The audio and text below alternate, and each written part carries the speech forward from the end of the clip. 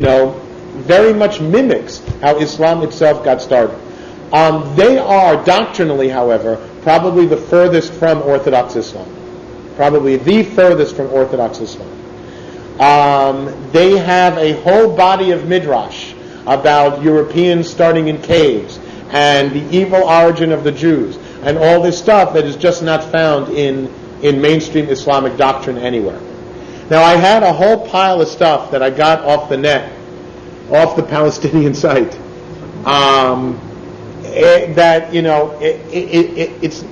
it's not to be read out loud in a room where there's an Aron Kodesh. But basically it vilifies Jews and Judaism as the spawn of all evil. It has made a full leap into religious circles. I mentioned before in another class how there is a unique alliance right now between religious and secular forces in the Palestinian community that we do not see operating very successfully in too many other places. It exists to an extent in Iraq, and it exists to a much greater extent in Libya. Those are technically two secular states. Iraq is a socialist Ba'athist state. Libya has many trappings of a theocracy, despite the fact that it is a secular state. And whenever necessary, Gaddafi is prepared to play the religious ticket, so to speak, as courting the religious leaders of his country, as being a religious leader in his country, and he'll put on the levush, so to speak. He'll dress up like the Hasidim, and he'll put on the shtreimel, or, the robes and all of that stuff, and he'll get on TV, and they always like to broadcast him at prayer in the mosque and davening and all this kind of stuff. Mostly in the secular states, you have the situation that you see in Egypt.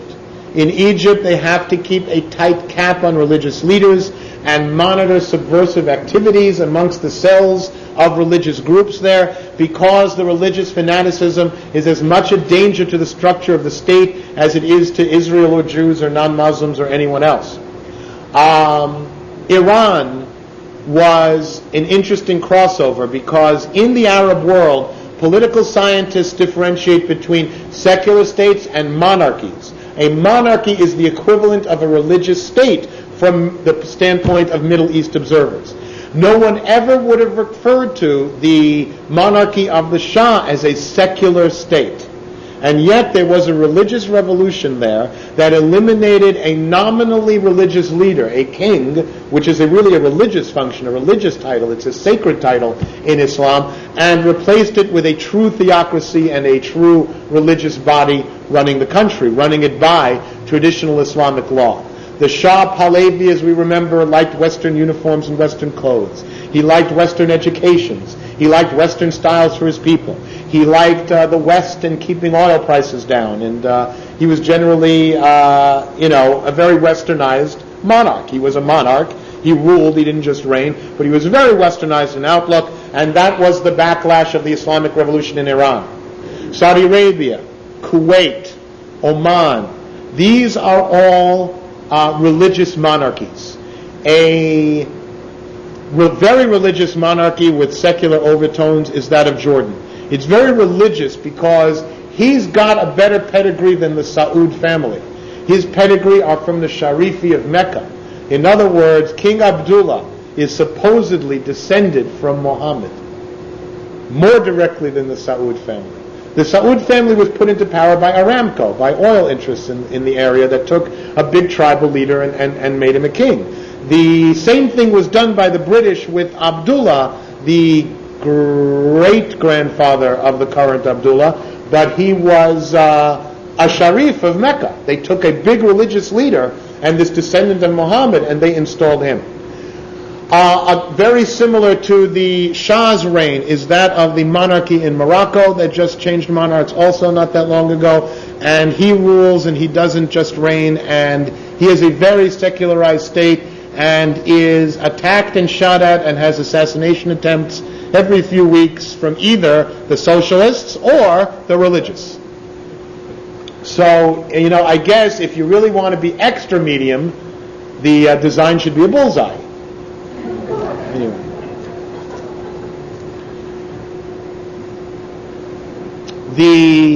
There was an office in the Islamic world called Mufti of Jerusalem.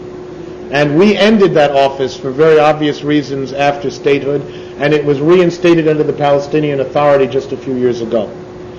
The famous Mufti of Jerusalem, the one who we all remember, allied with the Nazis, even in defiance of the British, in order to make common cause against the Jews. He was ultimately given shelter from the British in Nazi Germany. The current Mufti makes the first one fairly moderate by comparison. I have to say that's not really true. There's one difference in the theology of the current Mufti as in the political press of the current PA as opposed to what Al-Fatah said. Al-Fatah promised to drive every Jew into the sea and slaughter them all. The Mufti said it was, from an Islamic point of view, a mitzvah to do so. This time, the Mufti and not PFLP, the leader of Islamic Jihad and the Mufti both said that it is not necessary to slaughter every Jew or drive them into the sea. It is merely necessary to suppress them and retake the state and establish an Arab Palestine, and any surviving Jews may live in the state as Jews in Palestine. That is the new tack.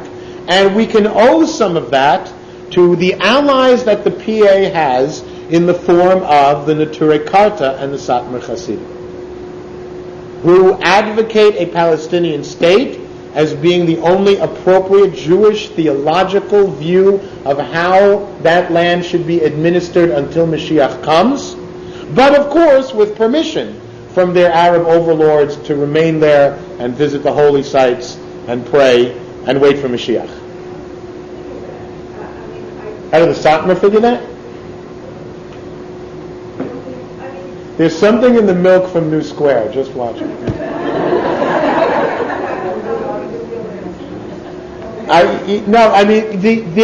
This aspect of their theology is an old Hasidic thing about you can't have a state until Mashiach comes. It's an illegal state. You can't have a state, not just a monarchy. You can't have a state. It is based on a Gemara at the end of Sanhedrin. It's the end of something. It's at the end of Sanhedrin. The Gemara says the following, that God is casting us into the diaspora and is forming a covenant between us and the other nations. The covenant is that the other nations will not excessively oppress us because we're a dispossessed people amongst them, and we will not retake the land of Israel by force. In the Moreh Nevuchim, this is Meir Kahana's favorite Maimonidian line. In the Moreh Nevuchim, Maimonides brings up something we had mentioned earlier in this class, which is covenant is two-sided. If one side breaks it, the other one gets to. In the Moreh Nevuchim, Maimonides said, they have oppressed us severely. It's time to retake the land by force. Maimonides said that almost 1,000 years ago. It's time to retake the land by force. And that is essentially how most halachists in mainstream orthodoxy have resolved that issue of that Gemara. We've been oppressed so terribly, of course that covenant is off and we can retake it by force. Maimonides' raya for this is Samson fighting the Philistines. He asked the question, where does Samson get the nerve to be attacking Philistines? When Abraham made this covenant with Avimelech at Be'er Sheva, and the Philistines and the descendants of Abraham were supposed to be at peace. Well, if you look at Scripture, at the details of the story, the Philistines attacked first. All they had to do is attack first, then the covenant's off. If you have a non-aggression pact, the other side shows aggression, you need not remain still, unless you're Ariel Sharon, but there's another one.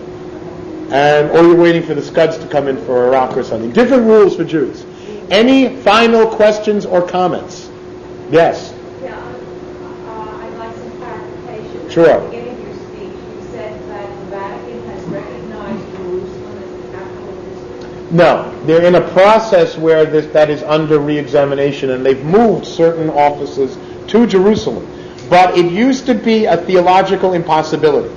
The Catholic Church could not recognize Jerusalem as a capital of a Jewish country called Israel, because then their whole belief system goes into a tizzy. You can't have this. There's a new covenant, a new testament, a new Israel, and the Jewish people aren't supposed to come back.